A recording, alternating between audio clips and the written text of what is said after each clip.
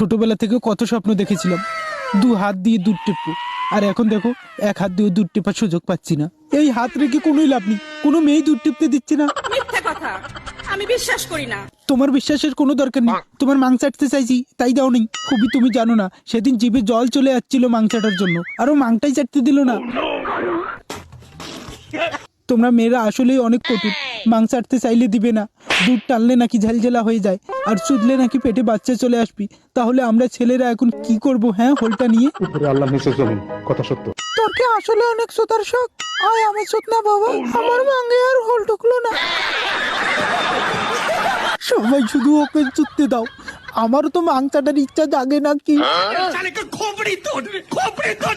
মাং চাটতে গিয়ে মাঙে কামড় দিতে চেয়েছিলাম, ওর নাকি মাঙের রস পড়ে যাবে, কিন্তু ও মাংটাই মেলালো না। আজকে তো মেলাতে বলো, অন্তত মাংটা চেটে দেই।